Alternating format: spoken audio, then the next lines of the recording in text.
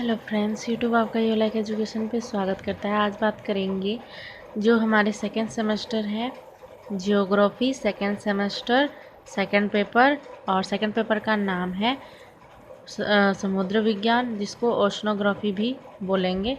ठीक है, तो हम लोग बचपन से ही पढ़ते आ रहे हैं महासागर कितने होते हैं, है ना। तो उसमें से एक है प्रशांत महासागर, और क्वेश्चन इस टाइप का आएगा। सेकंड सेमेस्टर में डिटेल में लिखना होता है, बट हमने बहुत कोशिश की है और ये बहुत शॉर्ट नोट, बहुत छोटे आंसर आपको लेके आई हूँ। ठीक है, और अभी क्या है कि बुक्स लाइब्रेरी वगैरह बंद है, तो बुक्स वगैरह लाने में अभी दिक्कत होती है ना। नोट्स बनाने में दिक्कत होती है, बट कोशिश करती हूँ कि बहुत मतलब कम पेज में बहुत अच्छे से आपको समझ में आए नोट्स, है ना। हाँ, तो एक क्वेश्चन आएगा, प्रशांत महासागर की प्रमुख धरातलीय स्थलाकृतियों का वर्णन कीजिए। ठीक है, तो उसका आंसर इस प्रकार होगा, और ये एकदम शॉर्ट में और पैराग्राफ के हिसाब से बताई हूँ, जिससे आपको बहुत इजीली समझ में आएगा।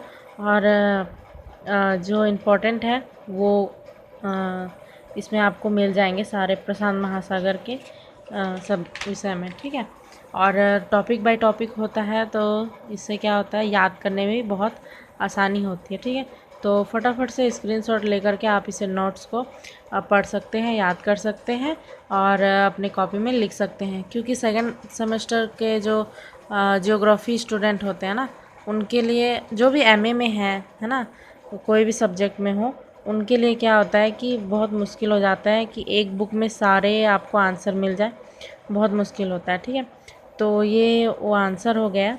ठीक है, जो टॉपिक बाय टॉपिक में है, और बहुत कम शब्दों में मैंने लिखा है, क्योंकि प्रशांत महासागर है, पूरा उसकी महासागर को वर्णन करना है, तो कम शब्दों में बहुत मुश्किल हो जाता है।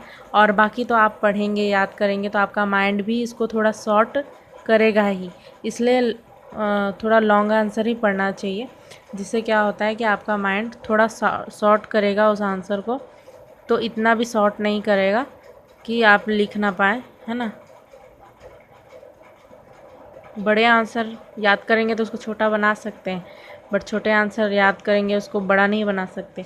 एमए में आप फेंक नहीं सकते हैं कोई भी चीज़ को, आंसर को। ठीक है, तो ये एक नोट्स हो गया प्रशांत महासागर का। ठीक है, इसमें कुछ आपको डायग्राम्स भी मिलेंगे, वो आप नेट से निकाल के पढ़ सकते हैं, या फिर आप प्रिंट करा लीजिए नेट से।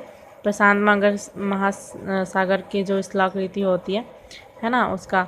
ठीक है, तो वीडियो देखने के लिए थैंक यू। और ये नोट्स बहुत इम्पॉर्टेंट है, आप इसको फटाफट से स्क्रीनशॉट करके सेव कर लीजिए और नोट्स बना लीजिए, कॉपी में लिख लीजिए। और इसी तरीके से और भी शॉर्ट नोट्स आपको बताऊंगी। ये सिर्फ 10 पॉइंट्स है जो आप एकदम इजीली समझ जाएंगे, और याद करने में भी आसानी होगी। Okay, thank you.